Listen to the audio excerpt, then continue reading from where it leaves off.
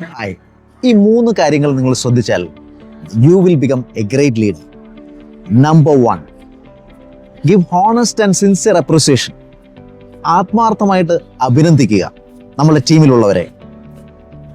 ഒരു ഈഗോയും ഇല്ലാതെ അവരെ അഭിനന്ദിച്ചുകൊണ്ടേയിരിക്കുക. 100 വർഷങ്ങൾക്ക് മുമ്പ് $1 മില്യൺ ശമ്പളമായി കൈപ്പറ്റിരുന്ന ഒരു വ്യക്തിയായിരുന്നു ചാൾസ് ഷ്വാബ്. അദ്ദേഹം ആൻഡ്രൂ കാർനെഗി സ്റ്റീൽ ഇൻസ്റ്റിറ്റ്യൂട്ടിൻ്റെ പ്രസിഡൻ്റായിട്ട് നിയോഗിക്കപ്പെടുമ്പോൾ അദ്ദേഹത്തിന് വെറും 39 വയസ്സ് മാത്രം പ്രായം. അദ്ദേഹം ഒരു ടെക്നോക്രാറ്റ് ഒന്നും ആയിരുന്നില്ല. പക്ഷെ അദ്ദേഹത്തിനെ അറിയാവുന്നവർക്ക് ചില കാര്യങ്ങൾ പറയാനുണ്ട്.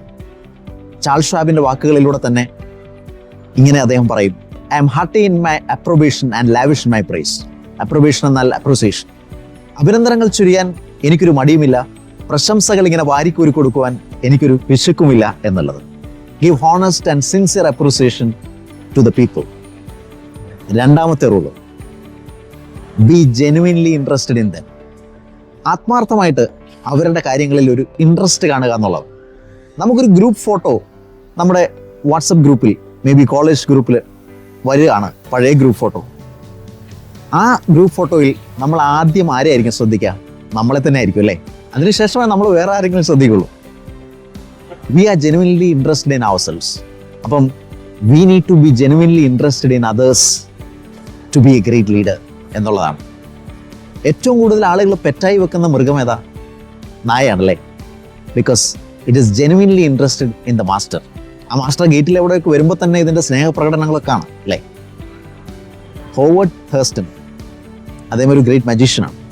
അദ്ദേഹം ഓരോ ഷോയ്ക്ക് മുന്നേയും ആ ബാക്ക് സ്റ്റേജിൽ നിന്നുകൊണ്ട് 2 കൈകളും ഇരുവശത്തേക്ക് വെച്ചുകൊണ്ട് കണ്ണുകൾ അടച്ചുകൊണ്ട് പറയും: I love my audience, I love my audience, I love my audience.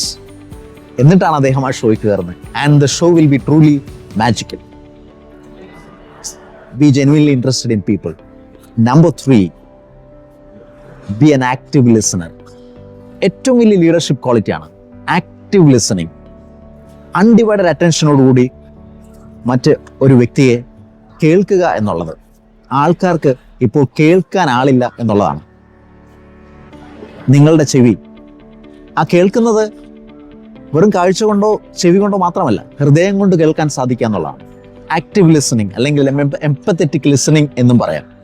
അപ്പോൾ ഈ 3 rule: give honest and sincere appreciation, number 2, be genuinely interested in people, and number 3, active listening.